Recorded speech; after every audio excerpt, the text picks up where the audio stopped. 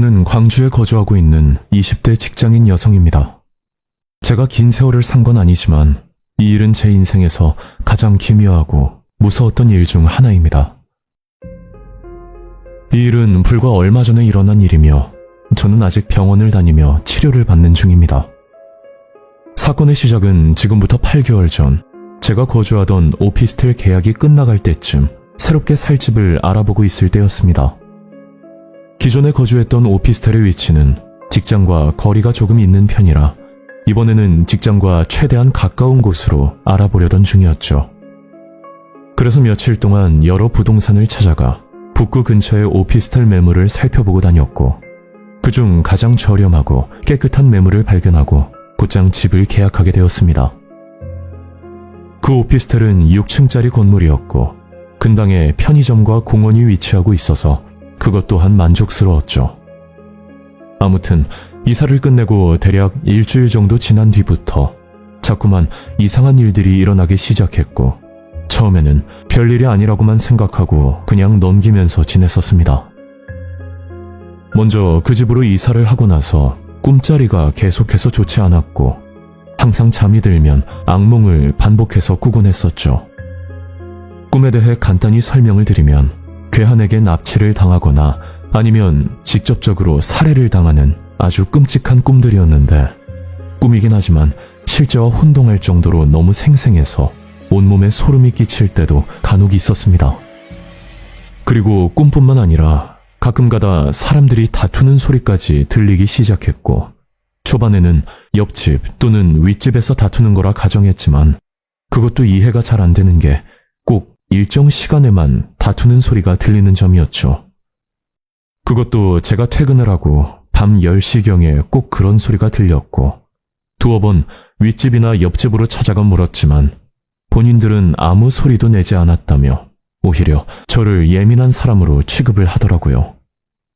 그렇게 이 집으로 이사 온 것을 후회하면서 지낸 지 2달 정도가 지나고 한날은 저희 집에 큰 악재가 하나 생겨버렸습니다.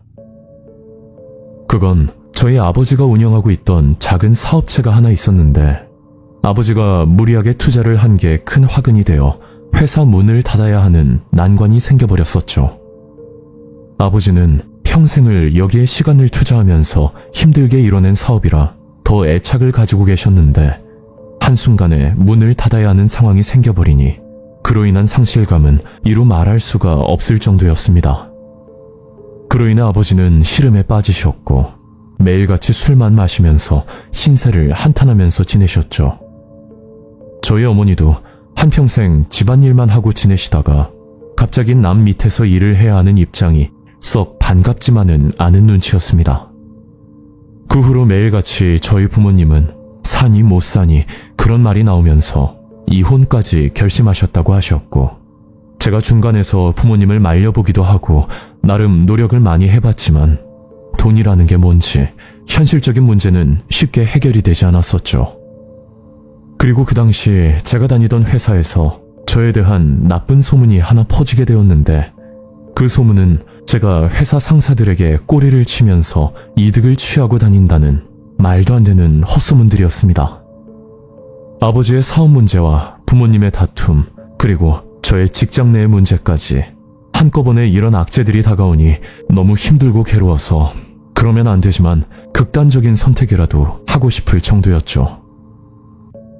그래도 마음을 다잡고 겨우 버티며 살고 있었는데 어느 날 대학교 선배였던 주희 언니에게 연락을 한 통 받게 되었습니다. 언니, 어쩐 일이세요? 잘 지내시죠? 나야 뭐 잘 지내지. 근데 너 요즘 별일 없지? 네, 저는 뭐 그냥 그렇죠. 언니는 요즘 뭐 하고 계세요? 주희 언니에게 연락이 온 건 거의 2년 만이었고 평소에는 안부도 묻지 않고 연락처만 저장되어 있는 사이였는데 저는 궁금해서 근황을 물었더니 언니는 몇 달 전 신내림을 받아 무속인이 되었다는 말을 꺼내더라고요. 그러면서 제게 안 좋은 일이 자꾸 겹칠 것 같다면서 이야기를 하는데 그 말을 들으니 저도 너무 답답해서 지금까지 있었던 일들을 주희 언니에게 털어놓고 고민 상담을 받았습니다. 그럼 그렇지. 내 촉이 딱 맞았네, 맞았어. 너 그 집 당장 방 빼고 나와. 지금 네가 사는 오피스텔 위치가 기운이 안 좋아도 너무 안 좋아. 그리고 아무리 늦어도 7월 안에는 꼭 그 집에서 나와야 돼. 너 진짜 위험해질 수도 있어. 언니 말 명심해. 알았지? 주희 언니는 제게 몇 번이나 신신당부를 하면서 말을 했고, 그 얘기를 들었을 때가 7월 초였으니까 어떻게 보면 당장 이사를 가라는 뜻이라 볼 수 있었죠. 저는 지푸라기라도 잡는 심정으로 계약을 했던 부동산에 연락을 취하고 사정을 이야기했지만 7월에서 8월은 집 보러 오는 사람들도 많이 없고 또 그 기간은 휴가를 가는 사람도 많아서 아무리 빨라도 9월은 돼야 한다고 말을 들었습니다. 저도 보증금이 있어야 이사를 갈 수 있는 형편이었고, 그리고 집에 들어가자니 회사와 거리도 너무 멀고, 또 부모님이 이혼을 하니 많이 한 와중에 집으로 들어가기도 난감한 상황이었죠. 주희 언니의 말대로 7월 안에 이사를 가고 싶었지만 현실적으로 힘든 부분들이 많았고, 그때 제 생각은 조금 더 늦게 이사를 가더라도 별 문제가 없을 거란 아니란 생각을 갖고 지내고 있었습니다.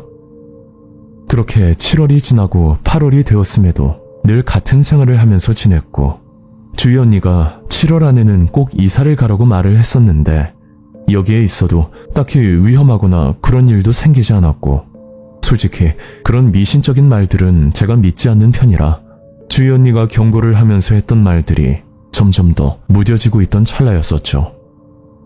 그러다 사건이 일어난 건 8월 21일 11시경이었습니다.